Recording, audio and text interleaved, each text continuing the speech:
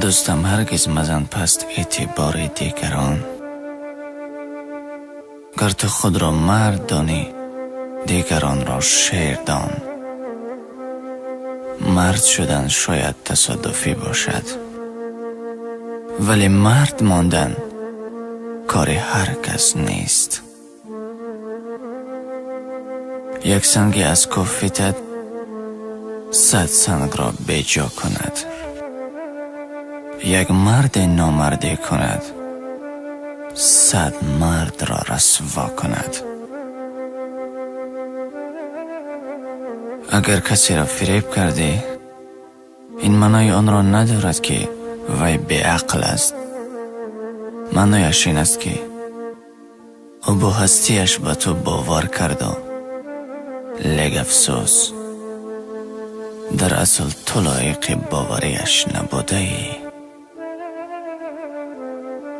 بیگانه به بیگانه ندارد کاری، خویش است که در پی شکست خویش است. آدم همه وقت خانه و در گوید، فرزند و زن و یار و برادر گوید. گر نان به لبش رسد او بی پرواست، گر جان به لبش رسد مادر گوید. مادر گوید. جوانی به معشوقش گفت من پول ندارم، من پولدار نیستم. مثلا مثل رفیقم چند خانه ماشین و وظیفه ندارم. من فقط دوستت می‌دارم. بعد شنیدن این سخنها اشک در چشمان دختر حلقه زد و گفت اگر واقعا دوستم می‌داری،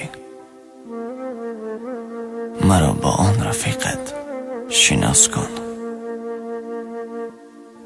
غریبی چاه و زندان است یاران، بلای جان انسان است یاران. نگه دارد خداوند از غریبی، غریبی آفت جان است یاران.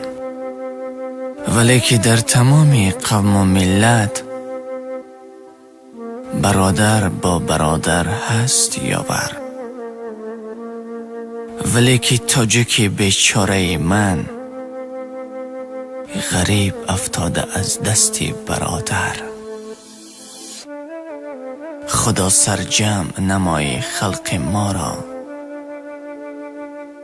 از این غربت جفا دیده است و دیده است. بره پایی فرزند مسافر دو چشم مادر تاجیک درید است. دلم در سینه گویا در تنور است. عزیزان تا دم قومم غریب است. زیدوری غریبان جان شاعر، زی شادی حقیقی بی نصیب است. آه غریبی، آه غریبی، غریبی چاه و زندان است یاران. ما در دو جهان غیر خدا یار نداریم.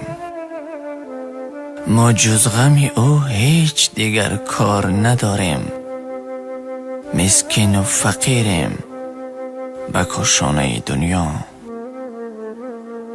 با نیک و بد خلق جهان کار نداریم. ما شاخ درختیم پر از میوه توحید. هر ره گذر سنگ زند آر نداریم.